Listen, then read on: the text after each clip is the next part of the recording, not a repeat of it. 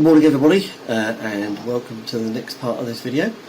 This one we're going to be finishing off the LED lights, so you'll see how I've all put them all together and some of the solutions I came up with. And then tomorrow we'll be on to doing the downlights and getting them done. There's an extra bit to that bit, and I don't know whether it will appear in tomorrow's part or the part following. But some of the jobs going on in the loft is to do with extending the cables that are there. You might have noticed in some of the earlier parts it's quite a mess up there. So what I'm doing, and the owner is actually putting in elevated platforms, and you might have seen those in some of the videos already. In order for those elevated platforms to go in, I'm having to put in cables slightly over longer than I would have done. So the cables are going to be there, and you'll see them sort of laying in the loft. They won't be laying there forever. Once the elevated sections are all done, they'll all be clipped and attached to the various beams and stuff. But there's no point doing that until the work's done in the loft. So given the place is inhabited all the time, I'm having to put in, it's not exactly temporary cables, but the cables will be longer than I otherwise would have done. I would have clipped them all onto the rafters and made them all neat and tidy, so they will be a bit messy.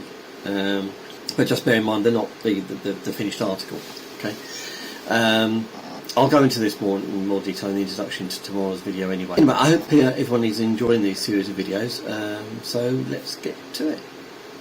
Okay, so I'll just take you through this. This is what you get from Ultra LED, based out of Trafford. So you get 2 metre lengths of this aluminium. This one is one of their smaller sizes. It's reasonably easy to cut. I've got a engineering hacksaw. There we go. So you will get that. You will then get. They do various tops.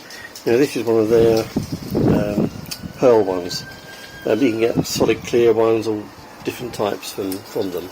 And again, that's cut and then clipped into place on there. And then you can also buy the clips that are attached to the base of the cabinets, which I'll show you in a minute. And then there's end pieces to go blank to go on that end, maybe. Another end has a hole which 2.7mm cables, conductors will go through. So yeah, so it's ideal for this. The tape that's going in there, the LED strip tape, I believe is 8mm, so it will fit nicely in there. I think if you're doing RGBs, or say 10 or 12, this probably wouldn't do it. You probably need the bigger one. But anyway, we'll get this cut with that engineering hacksaw, and then we'll go on from there.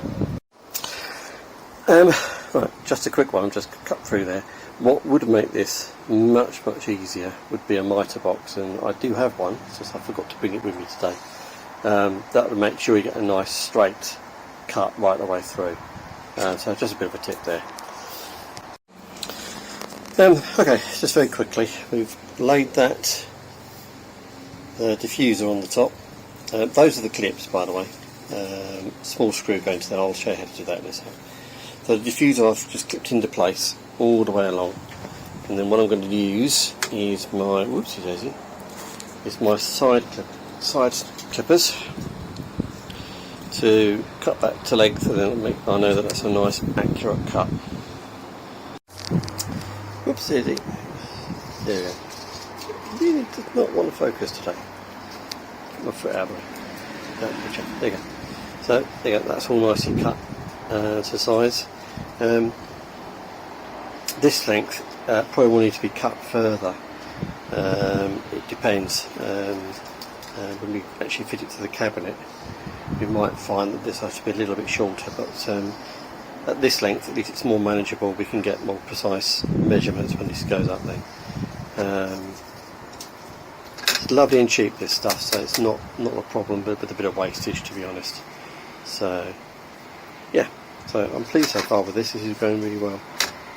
So okay, so we have excuse the mess. So we've got these 2 strips now correctly to the correct length. So you can see the actual LED strips all cut to the right length, not attached in. And we're going to be putting them under here. Oops, let's go back a bit. As you can see, this is like angled cupboard, so we're going to go a straight piece down there and a straight piece along there, and then we'll connect it with a piece of cable between the two there. So that should do that. So we're going to mount some clips. I've marked them up. You probably can't see them. I've marked them up. They are marked up. Going to get my drill just to break the surface, because it just makes it easier when you've done that. And a couple of clips on there. I'll probably put one, couple there, and a couple on that length should do the job. By the way, the brackets I'm putting up, I've obviously used fairly small screws to avoid penetrating the cabinet, so about that long. Now I've just checked the measurements on this, and they're actually one sec. The smallest screws I've got in my packet, they're 3.5 L16, so 3.5 diameter, length 16mm, and they work really well with the brackets that I've been given, so they're not going to come straight through. The next size up could have actually come through straight through that. So just a bit of information there. Okay, just very quick. So I've drilled a pipe hole just to break the laminate surface, makes it easy to drill. So I've chosen the smallest drill I could possibly find, which I think that's a 2.5 actually, I think that drill. You don't need to drill too far in, just far enough to break the laminate, and then it makes it easy to screw. Right, just to make sure that everything is working as it should be, I've temporarily connected it up to the main power cable for this particular strip. So that strip is all there. As you can remember from earlier on, it's remotely dimmable. Let's just dim that down. There we go. Now, yes, you can see the individual LEDs there, but that's because it's not been attached inside that profile. And you can see where it's, so that spotting won't be there when it's attached to the back of the profile, so I'm not too worried about that. But it's nice and bright. If we come away from there and just come to there, we'll just turn it up. So it's got a nice bright light going down the end of there. As you can see, it's all the way along, because I've only done it temporarily, just to make sure that it's all working fine. So we'll run a cable between those two there. I'll put another support up on the end of that one, and then I'll cable those together. These, as I say, we're going to solder the ends of these on, and yeah, I think that's looking quite good. Yeah, happy with that. Okay, so we have a solution to our lighting thing now. Got those connectors, so if I just take that off there, there we go. So 24 volt connectors snap fit onto the end. That's been soldered onto the end of that strip. All that does is that connects into there. As you can see, it's snap fit onto the cable coming down, and that enables us to remove the lights if we want to. So I'll carry on soldering the rest of this cable. Unfortunately, the original cable had a fault in it, that's why it's a different cable, different light strip. So just plug those in together, nice and neat. Right, so those connectors, the idea came from Model Railway, so they're 24 volt connectors.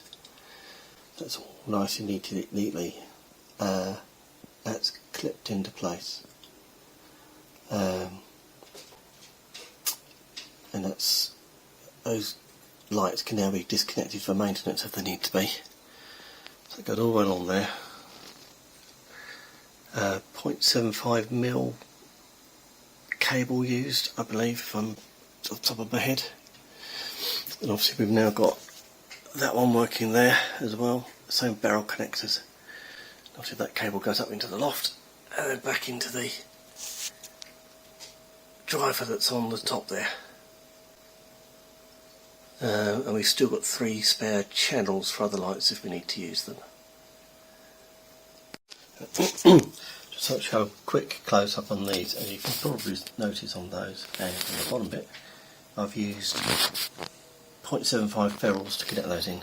It just gets a nice neat connection on those barrel connectors.